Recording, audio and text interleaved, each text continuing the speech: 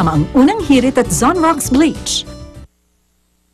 Sa unang hirit, bisyong totoo ang unang hirit. Ang saya-saya.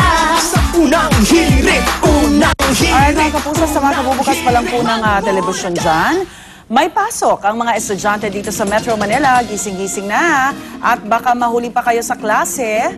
Pero dahil may nakataas na public storm warning signal sa ilang lalawigan sa bansa, partikular na po sa Hilagang Luzon, may mga lugar na walang pasok. Sa mga magulang po dyan, tandaan, otomatikong suspendido ang klase sa preschool kapag may signal number 1. Wala na rin pong klase ang elementary at high school kapag signal number 2. At hanggang kolehiyo naman kapag signal number 3. Sakali naman pong walang nakataas na storm signal sa inyong lugar pero malakas ang ulan at baha o yung baha na po sa kalsada, nasa kamay na po ng lokal na pamahalaan o ng pamunuan ng paaralan ang desisyon kung papapasukin pa ang mga mag-aaral. Samantala, narito pa mga balitang dapat niyong malaman sa ating top hirit.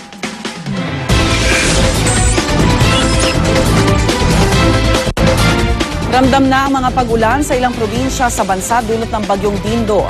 Sa Cabanatuan City, Nueva Ecija, naging pahirapan ang pag-uwi ng mga estudyante sa panghapong klase kahapon dahil sa matinding pabuhos ng ulan. Nawalan din po ng kuryente ang ilang lugar doon dahil sa matatalim na kidlat at kulog. Dahil agad namang isinailalim sa storm signal number 2 ang probinsya ng Isabela, suspendido agad ang klase roon kahapon sa kabila ng maaliwalas na panahon. Ayon po sa PDRRMC, hindi na raw sila nagbabakasakali kaya handa na ang kanilang relief goods at mga rubber boat na pang-rescue.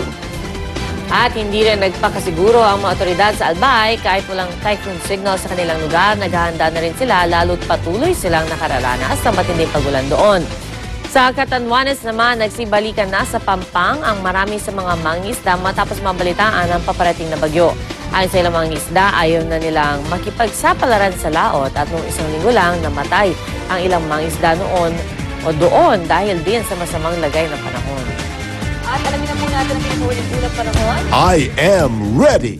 Serbisyong totoo ng GMA News. Ayan, alamin na po natin ang pinakahuling ulat panahon mula naman sa GMA Weather kasama ating resident meteorologist Nathaniel Cruz. Mang Tani! Salamat, Connie. Good morning po muli sa ating mga kapuso. Napanatili ng bagyong Dindo ang kanyang lakas habang patuloy itong kumikilos patungo nga ng extreme northern Luzon. At sa pinakahuling ulat mula sa Pag-asa, tinatayang nasa layo itong 260 kilometro sa silangan ng Apari, Cagayan. At nagtataglay pa rin ito ng lakas ng hangin na umaabot ng 75 kilometro bawat oras malapit sa gitna at bugsong aabot sa 90 kilometers per hour. Ito ay patuloy na kumikilos pa hilagang kanluran sa bilis na 19 na kilometro bawat oras. At kung magpapatuloy yung kanyang bilis at direksyon, ay ito po ay maaaring nandito sa may northern tip ng Luzon mamayang umaga at magpapatuloy ito palabas ng Philippine Area of Responsibility. Muli po, pinapaalalahan na natin itong nakikita niyong kulay puting kulay sa pagitna dito sa may gitna ng kulay green. Ito po yung ating area of uncertainty na kung saan kung magkakaroon ng pagbabago sa galaw itong si Dindo ay posible pong tumama yan dito sa may northern tip ng Cagayan o kaya naman po ay doon sa may northern part ng Batanes Group of Islands. At sa ating satellite image, makikita rin natin yung lawak ng ulap ng bagyong si Dindo na nakakaapekto dito po sa silangang bahagi ng Luzon hanggang dyan sa Kabisayaan. May tinatawag po tayo na sirkulasyon nitong bagyo na kung saan yung pong inaasahang dami ng ulan mula 15 hanggang mahigit 20 milimetro kada oras ay tatama po dito sa may northern part ng Luzon. Yung po yung 400 kilometro na sirkulasyon ng bagyo. Pero dito sa northern Luzon, kasama na po ang Metro Manila, ay yung pong epekto ng hanging habagat ang ating mararanasan.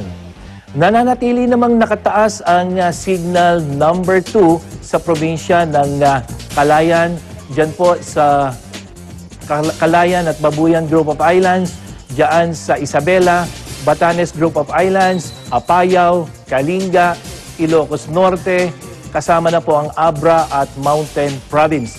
Automatic pong walang pong klase dyan hanggang sa high school level. Samantala, signal number 1 naman sa mga probinsya ng La Union, Ilocos Sur, Aurora, Ifugao, Nueva Vizcaya, Quirino at Benguet. Automatic naman pong walang klase dyan ang nasa kinder level. Inaabisuhan din natin yung mga kapuso natin dyan sa baybay dagat ng Central at Southern Luzon. Hanggang dyan po sa may Western Visayas na huwag munang pumalaot dahil sa epekto ng tropical storm at southwest monsoon na kung saan ang alon po riyan ay posibleng umabot ng mahigit 3 metro. Ano man ang panahon, magplano, magsiguro, makibalita sa GMA Weather.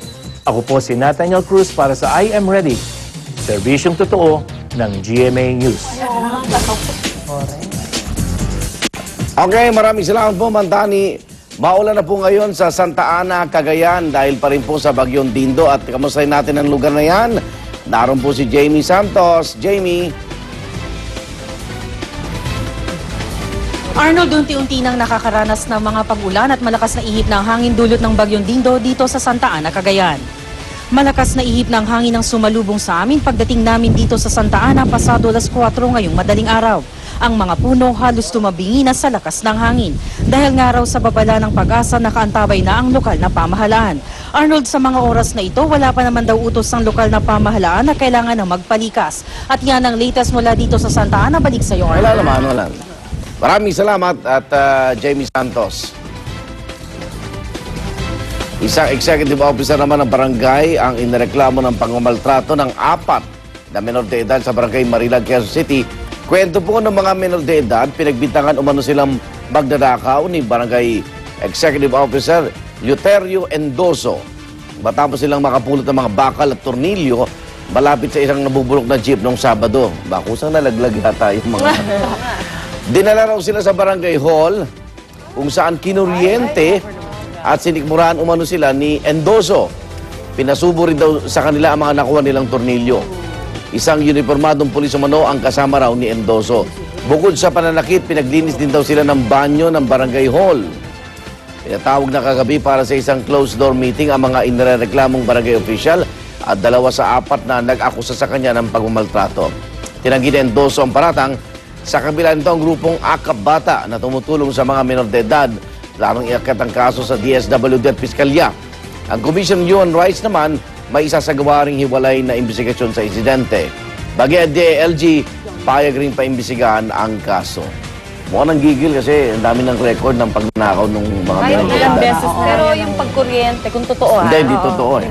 Sabi Kwentong, alam mo, dadagdagan. Actually, sabi nung barangay EXO, sabi niya, unang-una, di ba kasi sabi ng mga bata parang 110, ganyan 110 boses. Wala naman daw walang ganun sa kanilang barangay hall. Tapos bukod dun sabi niya, kung talagang balak daw niyang saktan, di sana noon pa daw niya ginawa. Pero alam ko pina-examine na rin sila para sa medical legal. Merong a few bruises pero hindi nila matansya kung galing sa or kung dati pa yon. Teka, so ito mga sanay na magnakaw na menor de edad. Sanay na rin yung gumawa ng kwento para mailigtas yung sarili. Alam nila paano lulusutan na no? Pero ang dami mga org na makikihalo. Ang daming, di ba? Ang dami natin minention na sa study kung to be fair, kung organ nga sila. Kasi minor pa rin. Pero yung mga ganyan, kailangan di ba i-rehab na rin yan? They must be... DSWD. Samantala, nakuha naman ang CCTV footage ang suspect sa pagpatay sa isang babaeng sumundo lamang sa kanyang anak sa isang daycare center sa Tondo, Maynila noong Martes. Makikita sa CCTV ng barangay ang isang lalaking nasa lugar ilang minuto lamang matapos ang krimen. Makikita rito ang lalaki habang tumatawid sa kalsada at sumuot sa